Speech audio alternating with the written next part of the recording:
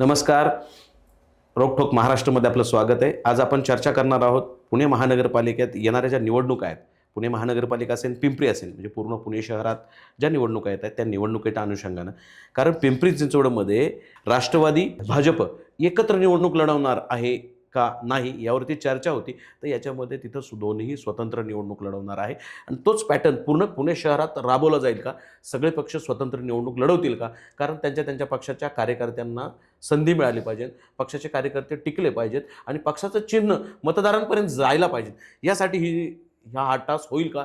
सगळे पक्ष स्वतंत्र निवडणूक लढवतील का? चांगला मुद्दा तुम्ही चर्चेसाठी घेतला आहे. प्रत्यक्षात आपण पाहिलं तर मुंबई महापालिकेत एकनाथ शिंदे असतील किंवा अजित पवार असेल यांची भाजपला गरज आहे. ते स्वबळावर निवडणूक लढवणार नाही. आता राष्ट्रवादीबाबत निर्णय झाला नाही, पण एकनाथ शिंदेंच्या बाबतीत, शिवसेनेच्या बाबतीत निर्णय झाला आहे की ते महायुतीमध्ये मुंबईमध्ये लढणार आहेत. नाही, पण पिंपरी चिंचवडमध्ये तर ठाण्यामध्ये पण स्वतंत्र एकनाथ शिंदेला दिलं जाईल, कारण तो त्यांचा बालेकिल्ला आहे. आता राहिला पुणे आणि पिंपरी चिंचवड. या पुणे पिंपरी चिंचवडचे जिल्ह्याचे पालकमंत्री आहेत अजितदादा पवार, आणि अजितदादांचं पुणे जिल्ह्यात वर्चस्व चांगलं आहे. पिंपरी चिंचवडमध्ये बी त्यांच्या हातात एक हाती सत्ता होती, पुण्यामध्ये त्यांची सत्ता होती. बीजेपीच्या तिथं सगळ्यात जास्त जागा होत्या मागच्या वेळेस. त्याच्या आधी या अजितदादांचं वर्चस्व होतं आणि पिंपरी चिंचवडच्या विकासामध्ये अजितदादांचं योगदान खूप चांगलं आहे. आता मागच्या पंचवार्षिकमध्ये म्हणजे 8-9 वर्षापूर्वी निवडणुका होऊनच टळून किती दिवस झालेले आहेत, तर भाजपचा कॉन्फिडन्स खूप वाढला आहे.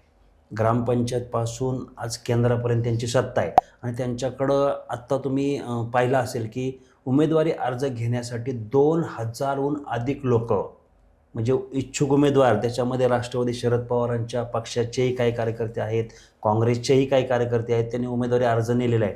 म्हणजे 165 समथिंग जागा असतील, त्याला जर 2000हून अधिक इच्छुक उमेदवार अर्ज नेत असतील तर एका प्रभागामध्ये साधारण 30, 35, 40 असे इच्छुक उमेदवार आहेत, म्हणजे बीजेपीकडे, भाजपकडं. मग अशी परिस्थिती जर पुण्यामध्ये असताना भाजप अजितदादांना बरोबर घेईल असं वाटत नाही. कारण मग अजितदादांना बरोबर घेतलं तर त्यांना तेवढ्या न्याय्य जागा भाजप देऊ शकत नाही. आणि अजितदादांच्याही पक्षाकडं चांगले उमेदवार आहेत, त्यांच्याही 40हून अधिक नगरसेवक मागच्या वेळेस निवडून आले होते. आणि असं असताना अजितदादांना सामावून घेणं तसं भाजपला कठीण जातं आहे. म्हणून मग पुणे पिंपरी चिंचवडमध्ये अजितदादांना स्वबळावर लढवण्यासाठी सांगितलं जाईल आणि त्यानंतर निवडणुकीचा निकाल लागल्यावर महायुतीमध्ये सत्ता स्थापन केली जाईल. राहिला आता एकनाथ शिंदेंचा विषय, तर एकनाथ शिंदेंच्या शिवसेनेचं प्राबल्य पुणे शहरात आता ते फोपावलं जातं आहे. शिवसेनेची चांगली घडी उद्धवसाहेब ठाकरे यांच्या नेतृत्वाखाली होते आणि आता मग रवींद्र धंगेकर असतील, प्रमोदनाना भानगिरे असतील, यांनी बांधणी चांगल्या पद्धतीने सुरू केली आहे.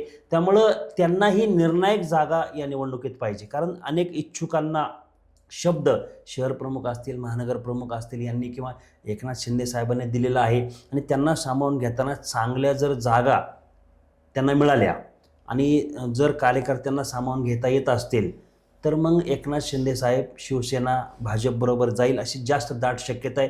परंतु अजितदादा किंवा राष्ट्रवादी काँग्रेस भाजपबरोबर जाणार नाही किंवा ते एकत्र लढणार नाही अशीच परिस्थिती आज आहे.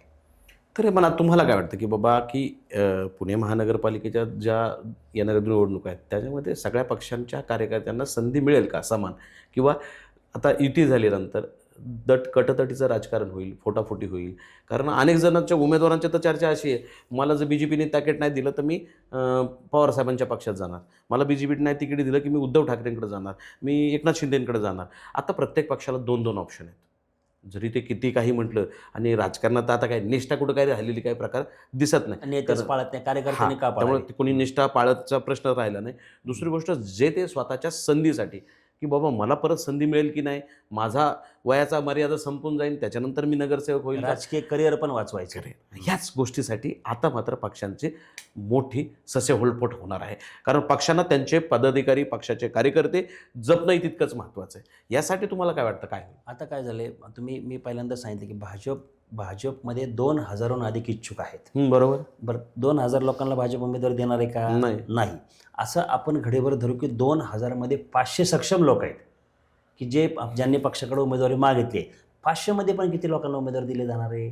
जेवढ्या जागा आहे तेवढी उमेदवारी बाकीच्यांना उमेदवार देणार नाही. मग काही लोकांना निवडणुका लढवायच्याच आहेत, मग त्यांना महाविकास आघाडी बेस्ट पर्याय आहे. कुणी शरद पवारांच्या राष्ट्रवादी काँग्रेसमध्ये जाईल, कुणी उद्धव ठाकरेंच्या शिवसेनेत जाईल, कुणी काँग्रेसमध्ये जाईल, किंवा याच्या व्यतिरिक्त पण अजून वंचित बहुजन आघाडी आहे किंवा इतर छोटे मोठे आम आदमी आहे, त्या पक्षांचाही निर्णय अद्याप झालेला नाही. तिथूनही संधी मिळू शकते. परंतु अनेकांना सामावून घेताना मोठ्या पक्षांची मात्र पंचायत होणार आहे, त्या जास्त करून भाजपची. कारण भाजपमध्ये इच्छुक उमेदवार जास्त आहे.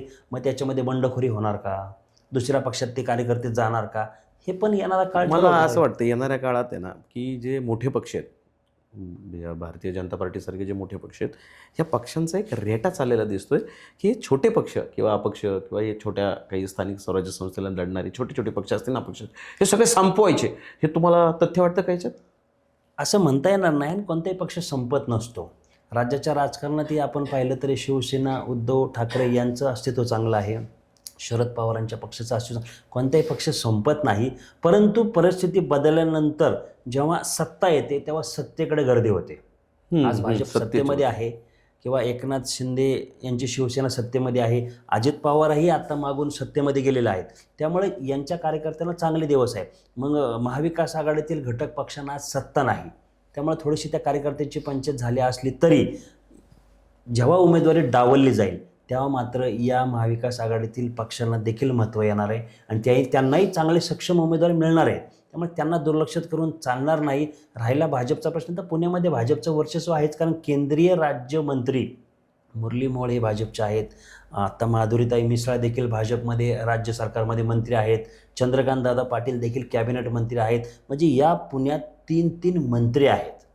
त्यामुळं भाजपने पुण्यावर चांगलं लक्ष केंद्रित केलेलं आहे. आता फडणवीस साहेब पण त्यांनी हजारो कोटी रुपयांच्या विकास कामांचा शुभारंभ केलेला आहे.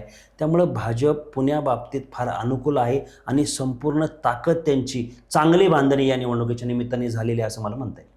नक्कीच. म्हणजे तुमचं म्हणणं आहे की बाबा पक्ष काही दाबले जाणार नाहीत किंवा सगळ्यांना संधी मिळेल, पण BJPचा एकला रे चलो नारा हा निश्चित राहील का हे पाहणं गरजेचं आहे. कारण BJPची सत्ता केंद्रात, राज्यात सगळीकडे आहे. ज्या कुबड्या घेऊन चालण्यापेक्षा हे स्वतंत्र चालतील आणि नंतर एकत्रित सत्ता प्रस्थापित करतील का, असा प्रश्न या ठिकाणी उभा राहतोय.